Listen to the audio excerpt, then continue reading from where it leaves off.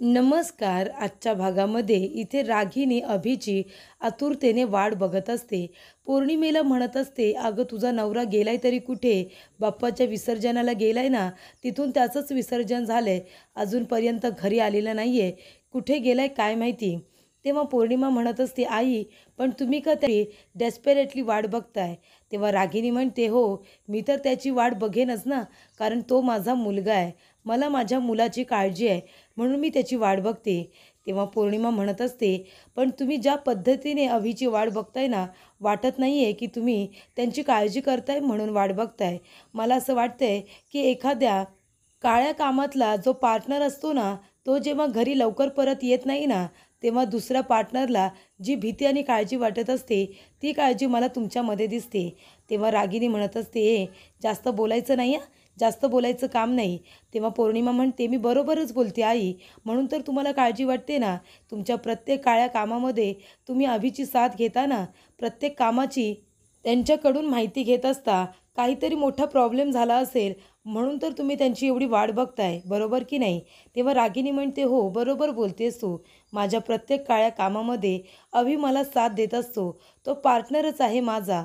आणि तुला सांगू का पौर्णिमा, माझा काळ्या कामातला जो पार्टनर आहे ना, तो उत्तम आहे. मी सांगितलेली कामं उत्तम करतो. पण त्याची जी पार्टनर आहे ना, ती माझ्या अगदी डोक्यातच जाते.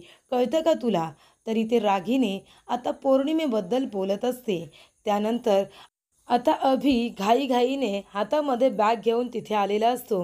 अभि आल्यानंतर रागिनी म्हणते, "अभि झालं का काम?" तेव्हा अभि तिला हो असं म्हणतो आणि आधी तो पाणी प्यायला घेतो. घाईघाईने पाणी पित असताना त्याला आता खूपच मोठा ठसका लागतो. तेव्हा इथे रागिनी म्हणत असते, "हळूहळू काय झालं? एवढं का घाबरलेस तू? सांगितलेलं काम तर व्यवस्थित झालंय ना?" तेव्हा इथे रागिनी म्हणते, "अभि काय झालं? अरे तू कधीचं सांगतोयस मला? हे बघ, मी जे काम तुला करायला सांगितलेलं, पैशांचं काम व्यवस्थित झालंय का? मी काय म्हणते तुला?" तेव्हा इथे आता अभिने जी बॅग आणलेली असते त्या बॅगेकडे रागिनीचं आणि पौर्णिमेचं लक्ष असतं. तर इथे आता अभिला सांगितलेलं काम त्याने अगदी व्यवस्थित पार पडलेलं असतं. एवढी अशी कॅश त्या बॅगमध्ये अभिने आणलेली असते. खूप जास्त कॅश असते त्याच्यामध्ये. पूर्ण बॅग भरलेली असते. एवढे पैसे एक साथ बघितल्यानंतर पौर्णिमेचे डोळे आता दिपवतात. पौर्णिमा आता जोरात ओरडून म्हणत असते, "आई, अहो एवढी कॅश!" तेवढ्यातच आता रागिनी तिच्या तोंडावरती हात ठेवते आणि तिचं तोंड दाबून तिला आता गप्प बसायला सांगते. रागिनी म्हणत असते, "अभि, अरे हिचं कर काहीतरी कर. ही बिंडोक आपल्याच नशिबात कशी पडली मला खरंच कळत नाहीये." तेव्हा तिथे भूमीसुद्धा आलेली असते. भूमी आता बघत असते की या लोकांचं नेमकं चाललंय तरी काय. तेव्हा एवढी अशी कॅश जी अभिने घरी आणलेली असते ती आता भूमी बघत असते. तेव्हा इथे आता अभि म्हणत असतो की "आई, 25 लाखाची कॅश आहे आणि 25 लाखाची कॅश मी ह्या बॅगमध्ये घरी घेऊन आलो आहे." तेव्हा रागिनी म्हणते, "अरे एवढी कॅश तू घरी का घेऊन आलेस? मुन्नाला परस्पर तुला द्यायला सांगितली होती ना?" तेव्हा अभि म्हणत असतो, "आई, अगं मुन्ना 2 दिवस बाहेर गेलाय. तेव्हा ही कॅश मी डिरेक्टली घरी घेऊन आलो."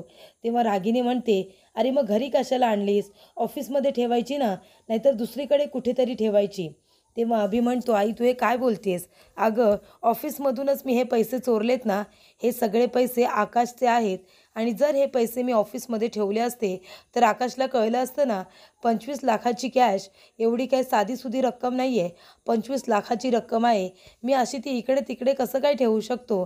मला असं वाटलं की पैसे घरी सेफ राहतील. 2 दिवसांनी मुन्ना आला ना, मी लगेच त्याला देऊन येईन."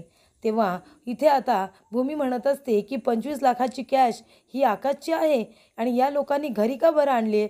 तेव्हा भूमीला आठवतं, जेव्हा इथे आकाश काम करत बसलेला असतो तेव्हा भूमी म्हणते की "आकाश, मी तुला किती वेळा सांगितलंय ऑफिसचं काम घरी घेऊन यायचं नाही. अरे घरी आल्यानंतर तुला वेळेवरती झोप मिळायला नको का? वेळेवरती तुला आराम मिळायला नको का?" तेव्हा इथे आता आकाश म्हणत असतो की "भूमी, अगं थोडा प्रॉब्लेम झाला आहे." तेव्हा भूमी म्हणते, "कसला प्रॉब्लेम?" तेव्हा आकाश म्हणतो, "अगं 25 लाखाचा हिशेब लागत नाही आहे. तेव्हा मी घरी ते आता सगळं अकाउंटिंग करत बसलो आहे." तेव्हा इथे भूमी म्हणत असते, "25 लाखांचा हिशोब लागत नाही आहे. तू रागिनी आत्यांना विचारलंस का?" तेव्हा इथे आता आकाश म्हणत असतो की "आत्याला कशाला विचारू?" तेव्हा भूमी म्हणते, "नाही रे, असं नाही. म्हणजे आत्यासुद्धा अकाउंट्स बघतात ना आणि अभिसुद्धा बघतात. तेव्हा मी तुला फक्त विचारलं की आत्यांना जर माहितीच असेल की 25 लाख कुठे आहेत किंवा त्याचा हिशोब कुठे ठेवला आहे तर तुलासुद्धा कळेल ना. तेव्हा आकाश म्हणतो, नाही मी आत्याला नाही विचारले, कशाला उगाच तिला मी एवढा त्रास देऊ, आणि मी माझ्या लेवलला हे सगळं सॉल्व करता येतंय का ते बघतो ना, कशाला उगाच आत्याला या सगळ्यामध्ये इन्व्हॉल्व करू. तेव्हा इथे भूमी म्हणत असते, अरे पण आत्या या सगळ्यामध्ये इन्व्हॉल्ड असतातच ना, कारण त्यासुद्धा ऑफिसला येतात, त्यासुद्धा अकाउंट्स बघतात, त्यांना जर काय माहिती असेल तर चल आताच्या आता विचार ना त्यांना. तेव्हा आकाश म्हणतो, नाही नको भूमी, मी बघतो माझ्याने काही शोधून काढता येतंय का की 25 लाख नेमके गेलेत तरी कुठे. तेव्हा भूमीला माहिती असतं की हे पैसे रागिनी आत्यांच्याच घशामध्ये गेले असतील, पण मी त्यांना हे पैसे पचवू देणार नाही. तरी ते अभि म्हणत असतो, आई तूच सांग ना, मी तरी काय करू गं. तू सांगितल्याप्रमाणे मी 25 लाख रुपये आणलेत ना, पण आता मी ते ऑफिसमध्ये नाही ठेवू शकत, याच्यामध्ये खूप जास्त रिस्क आहे. तेव्हा मी घरी घेऊन आलो आहे. आई प्लीज आता काहीतरी कर, पण या पैशांना इथेच राहू दे असा बंदोबस्त कर. तेव्हा रागिनी म्हणते, बरं बरं ठीक आहे, थांब मी काहीतरी विचार करते. या मुलांनी आहे ना सगळा गोंधळच घालून ठेवला आहे. उगाच मी सांगितलं होतं त्या मुन्नाचे पैसे आत्ताच तुला आणायला, जर तो 2 दिवस इथे नाही आहे तर ते पैसे नसते आणले तर जास्त बरं झालं असतं ना.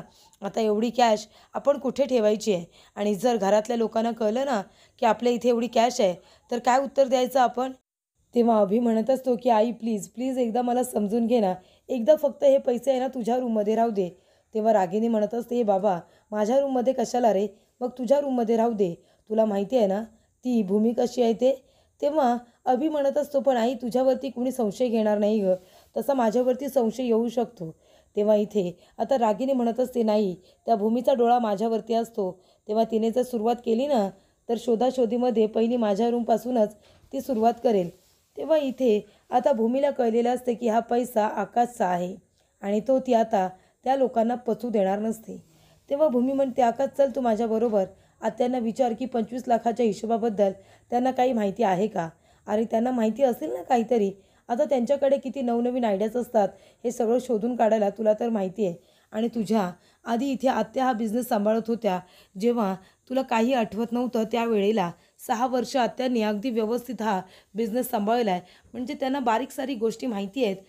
जर काही अडलं नडलं तर त्या तुला नक्कीच काहीतरी मार्गदर्शन करतील ना. तेव्हा चल आपण आत्यांना विचारूया की 25 लाख रुपये हे गेले तरी कुठे. तेव्हा इथे आकाश म्हणतो, बरं ठीक आहे चल आपण जाऊया आणि विचारूया. तर इथे आकाश आणि भूमी दोघेही डिरेक्टली रूममध्ये येतात. तेव्हा इथे रागिनी अभिला सांगत असते की या बॅगचं काहीतरी करावं लागेल, कुठेतरी आपल्याला आता ती ठेवावं लागेल. तेवढ्यातच तिथे आकाश आणि भूमी येतात. तेव्हा आकाश म्हणतो, काय झालं आत्या, ही बॅग कसली आहे. रागिनी म्हणते, कसली नाही रे, त्याच्यामध्ये ना थोडेसे कागदपत्र होते जुने, ते डिस्ट्रॉय करायला काढले होते, बाकी त्याच्यामध्ये काही नाही आहे. तेव्हा इथे रागिनी म्हणत असते, पण आकाश तू इथे रूममध्ये आलास, काही काम होतं का, काही काम असेल तर सांग ना, नाहीतर मला बोलवायचं होतं. तेव्हा आकाश म्हणतो, नाही आत्या असं काही काम नाही आहे गं, म्हणजे मला तुला विचारायचं होतं की 25 लाखाच्या हिशोबाचा खूपच जास्त प्रॉब्लेम झाला आहे. 25 लाखाचा हिशेब लागत नाही आहे, तुला त्याबद्दल काही माहिती आहे का, म्हणजे तुम्ही ते अकाउंट्स बघितलं आहे का, काही स्टेटमेंट चेक केलेत का. तेव्हा इथे रागिनी म्हणत असते, 25 लाख. तेव्हा अभिसुद्धा आता आश्चर्य वाटल्यासारखं करत असतो. तो म्हणतो की 25 लाख रुपये, नाही नाही आम्हाला तर त्याबद्दल काहीसुद्धा माहिती नाही आहे. तेव्हा आकाश म्हणतो की मी आता 2-3 दिवस तोच हिशेब करतो आहे, पण 25 लाखाचा हिशेब अजिबातच लागत नाही आहे, कुठे ते पैसे गेलेत काही कळतच नाही आहे. तेव्हा रागिनी म्हणत असते, आकाश तू नको काळजी करू, हे बघ आपण एक काम करूया, उद्या आपण तिघेही ऑफिसला जाऊया आणि अकाउंट्स डिपार्टमेंटला एकत्र करून आपण विचारूया की 25 लाखाची एंट्री ही नक्की कुठे झाली आणि कशासाठी झालेली आहे, आपण शोध घेऊ ना त्या गोष्टीचा. तेव्हा इथे आता भूमी मुद्दामून त्या बॅगला पाय मारते आणि ती बॅग खाली पडते. तेव्हा आकाश ती उचलायला जातो आणि ती म्हणतो की आत्या अगं ही बॅग तर खाली आहे. तेव्हा रागिनी म्हणते, हो अरे मी तुला सांगितलं ना याच्यामध्ये जुने कागदपत्र होते, ते डिस्ट्रॉय करायला मी काढलेले आहेत. तेव्हा भूमीला खूप जास्त राग येतो, कारण रागिनीने अगदी योग्य वेळेवरती त्याच्यातून सगळे पैसे काढलेले असतात आणि बॅग रिकामी करून ठेवलेली असते, त्यामुळे इथे भूमीचा प्लॅन आता फसलेला असतो. तेव्हा रागिनी म्हणते ठीक आहे, उद्या आपण जाऊया ऑफिसला, काळजी करू नको. तेव्हा आकाश म्हणतो बरं ठीक आहे, मी सुद्धा जातो. तेव्हा रागिनी म्हणते आकाश तुझ्या बायकोला जरा थांबू दे 10 मिनटं, माझं डोकं खूप दुखतंय ना, जरा चेपून देईल चालेल ना. तेव्हा आकाश म्हणतो हो चालेल ना. तेव्हा इथे भूमी आता थांबलेली असते. तेव्हा रागिनी तिच्या हातामध्ये लगेचच बॅग देते आणि म्हणते भूमी कॅच. तेव्हा इथे भूमीला खूप राग आलेला असतो. रागिनी म्हणत असते की भूमी प्लॅन तर खूप छान केला होतास मला रंगेहात पकडण्याचा, आकाशला बरोबर घेऊन आली होतीस ना, पण त्याचा काही उपयोग नाही झाला. कारण मी तुला आधीच बघितलं होतं, जेव्हा तू दाराच्या इथे उभं राहून आमचं बोलणं चोरून ऐकत होतीस ना, तेव्हाच मी तुला बघितलं होतं. पण तू काय करणार आहेस हे मला आधीच माहिती होतं, म्हणून बॅग इथेच राहिली, पण त्यातले पैसे हे बाहेर निघून गेले. तेव्हा इथे भूमी म्हणत असते ते पैसे माझ्या आकाशच्या कष्टाचे आहेत. तेव्हा भूमी म्हणते, ते ऐकल्यानंतर रागिनी लगेच हसायला लागते आणि म्हणत असते अगं भूमी, पैसा हा चंचल असतो, चंचल. एका हातातून दुसऱ्या हातात, दुसऱ्या हातातून तिसऱ्या हातात तो सतत फिरत असतो. कारण पैसा चंचल असतो, तो एका हातामध्ये टिकत नाही. तेव्हा आता पैसा तर इथून बाहेर गेलाय, आकाशला जे सांगायचं आहे ना ते सांग तू. आता तू गेलीस तरी चालेल, तू माझं काही वाकडं करू शकणार नाही आहेस. असंच फक्त उभं राहून माझ्याकडे रागाने डोळे काढून बघत बसणार आहेस. बाकी तुझ्याने काहीसुद्धा होणार नाही. जा, गेलीस तरी चालेल आता. माझं काही डोकं वगैरे दुखत नाही आहे, चेपून द्यायची सुद्धा गरज नाही आहे, कळलं का तुला. जा जा, इथून निघून जा. असं आता रागिनी भूमीला रागानेच म्हणत असते. त्यानंतर इथे आकाश आता सकाळ सकाळ उठून किचनमध्ये आलेला असतो. किचनमध्ये येऊन तो नाश्ता वगैरे बनवत असतो. तेवढ्यात भूमी तिथे येत आणि म्हणते आकाश अरे तू हे काय करतोयस. तेव्हा आकाश म्हणतो सरप्राईज, मी माझ्या आईसाठी सरप्राईज नाश्ता बनवतोय. हे बघ पोहे, मी पहिल्यांदाच बनवतोय ना. भूमी म्हणते तू नको करू दे बरं, माझ्याकडे तुला करायची गरज नाही आहे. आकाश म्हणतो भूमी गप ना, मला करू देत ना. हे बघ मला आईसाठी हे सगळं करू देत आणि तू कशाला नाही म्हणतेस. हे बघ भूमी, मी व्यवस्थित करेन. मला माझ्या जन्मदात्या आईसाठी काही नाही करता आलं, पण माझ्या या आईसाठी तरी मला सगळं काही करायचं आहे. भूमी तू सुद्धा आहे ना आईवरती खूप जास्त प्रेम कर. आपण दोघंजणं तिचे खूप जास्त लाड करू, तिला छान पद्धतीने आपण जपू, तिच्यावरती खूप प्रेम करू, कळते का तुला. तेव्हा भूमी मनामध्ये म्हणत असते की आकाश अरे त्या बाईची एवढी लायकीच नाही आहे की तू तिची एवढी केअर करशील, एवढी काळजी घेशील तिच्यासाठी, एवढं सगळं काही करशील, एवढी तिची लायकीच नाही आहे. तेव्हा आकाश म्हणत असतो भूमी तुला एक विचारू का, तू अशी अजिबात नाही आहेस आणि तू अशी नव्हतीस, पण मी आता हल्ली काही दिवस बघतोय, मी आईसाठी काही करायला गेलो ना की तू मला अडवतेस, मला ते करू देत नाही. का भूमी, म्हणजे तू इन्सिक्युअर होतेस का, मी जास्त आईवरती प्रेम करतोय आणि तुझ्याकडे दुर्लक्ष होते असं वाटते का तुला, म्हणून तू इन्सिक्युअर झालीस की काय. तेव्हा इथे भूमी म्हणते नाही आकाश असं काही नाही आहे. आणि भूमीला माहिती असतं की रागिनीची एवढी लायकीच नाही आहे की आकाशने तिच्यासाठी एवढं प्रेमाने काहीतरी करावं.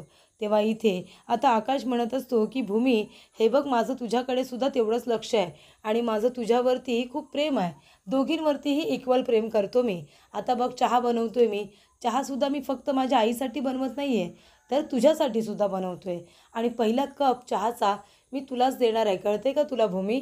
तेव्हा इथे आता आकाशने चहा बनवलेला असतो आणि पहिला कप तो भूमीला देतो आणि म्हणतो की आता चहा पिऊन सांग बरं कसा झाला आहे. तेव्हा इथे भूमी चहा पिते आणि म्हणते खरंच खूप छान झालं आहे. तेव्हा आकाश म्हणतो खरं बोलतेस ना तू, की मला बरं वाटावं म्हणून बोलतेस. तेव्हा भूमी म्हणते नाही खरंच खूप छान झालं आहे. तेव्हा आकाशसुद्धा आता त्यातला एक सिप घेतो आणि म्हणत असतो हो खरंच खूप छान झालं आहे, अगदी तू बनवतेस ना तसा, हो ना भूमी. तेव्हा भूमी म्हणते हो अगदी बरोबर. तेव्हा भूमी आणि आकाश दोघेही आता किचनमध्ये रोमॅन्टिक झालेले असतात. दोघे एका कपातून चहा पित असतात. तेव्हा इथे आता भूमीने ज्या बाजूने चहा घेतलेला असतो कपाच्या त्याच बाजूने आकाशसुद्धा चहा घेतो. दोघेही चहा घेत असताना एकमेकांच्या क्लोज आलेले असतात. तेवढ्यातच तिथे किचनमध्ये आजी येतात. दोघांना असं एकत्र बघून आजी म्हणतात की सॉरी सॉरी माफ करा, मी चुकीच्या वेळेवरती आले ना, मी जाते. तेव्हा आकाश म्हणतो नाही ग आजी असं काय करतेस, मी चहा बनवला होता ना तेव्हा भूमी सांगत होती की चहा कसा झाला आहे, बाकी काही नाही, तर चहा गोड झालेला आहे. तेव्हा इथे आजी म्हणत असतात मला वाटलंच होतं रे. आणि जेव्हा एकमेकांचा आदर करत, एकमेकांचा रिस्पेक्ट करत जेव्हा एकाच कपातून चहा घेतला जातो ना, तेव्हा एका एका घोटाबरोबर आणखीन आणखीन प्रेम हे वाढत जात असतं, बरोबर ना आकाश. तेव्हा आकाश म्हणतो आजी झाली, माझी मस्करी करून झाली का. तेव्हा आकाश म्हणतो आजी तुझं काही काम होतं का गं. तेव्हा आकाश म्हणतो, ते बोलल्यानंतर आता आजी खूपच जास्त इमोशनल होते आणि म्हणत असते, "हो रे आकाश, आता कामच होतं असं म्हण. म्हणजे 2 दिवसानंतर तुझ्या आई-बाबांची तिथी आहे ना, त्याच्यामुळे आपल्याला त्यांचं 2 दिवसानंतर श्राद्ध घालायचं आहे." तेव्हा आकाश म्हणतो, "हो, अगदी बरोबर. म्हणजे 6 वर्ष गेली, ही तिथी येत होती. पण मला नेमकं माहिती नव्हतं, की त्या दिवशी आपण काय करत होतो. मला एवढंच माहिती होतं, की तेव्हा पूजा केली जाते, खीर केली जाते आणि ती खीर खाल्ली जाते आणि ती मी खायचो आनंदाने. एवढंच फक्त माहिती होतं." तेव्हा इथे आता भूमी म्हणत असते, "आकाश, तू इमोशनल नको होऊस. हे बघ, सगळं काही चांगलं होईल. जेव्हा आपण रोज आपल्या आई आठवण काढतो ना, ती त्यांच्यापर्यंत पोहोचत असते आणि ते आपल्याला आशीर्वाद देत असतात. परवा आपण व्यवस्थित त्यांचं श्राद्ध करूया." तेव्हा इथे आकाश म्हणतो, "बरं ठीक आहे, आता मी जातो आणि माझ्या आईला मी बनवलेला चहा आणि नाश्ता देतो. बघूया किती सरप्राईज होते ते." तेव्हा इथे भूमी खूपच जास्त इमोशनल होते. तिला खूप राग येत असतो रागिणीच्या या वागण्याचा, कारण आकाशचं तिच्यावरती आंधळं प्रेम असतं. तेव्हा आकाश नाश्ता घेऊन गेल्यानंतर आजी म्हणत असतात, की "वेडा आहे माझा मुलगा." तर पुढील भागामध्ये आपण बघूया, रागिनी म्हणत असते, की "आकाश, 25 लाखाचा हिशेब लागला का रे?" तेव्हा आकाश म्हणतो, "नाही ना, मी आणि अभि आम्ही दोघं जण जातोय आता ऑफिसमध्ये अकाउंट्स डिपार्टमेंटला विचारायला." तेव्हा इथे आता भूमीने सांगितलेलं असतं, की सगळ्या रूमची साफसफाई व्हायला हवी आहे. तुम्ही 3 भावांचे रूम करा. मी आजी आणि आत्यांचा रूम मी साफ करेन, असं भूमी म्हणते. तेव्हा पौर्णिमा ते बोलणं ऐकते आणि पौर्णिमा रागिनीला सांगते, की भूमिताईने अख्ख्या घराची साफसफाई करायला सांगितले. तेव्हा रागिणीला हे कळल्यानंतर तिला खूप जास्त राग येतो. तरी ते भूमी आता साफसफाई करत असताना मागे आउट हाऊसमध्ये जाते आणि तिथे शोधाशोध करते. तेव्हा 25 लाखांची बॅग तिला तिथे सापडते, ज्याच्यामध्ये 25 लाखाची कॅश असते. ती आता इथे आकाशला दाखवते. आकाश म्हणत असतो, "पण एवढे पैसे कुठून आले?" तेव्हा भूमी म्हणते, की "मागच्या बाजूला आउट हाऊसमध्ये ही बॅग होती आणि त्याच्यामध्ये हे पैसे होते." त्यामुळे इथे आता भूमीने रागिणीचा प्लॅन हा फ्लॉप केलेला असतो.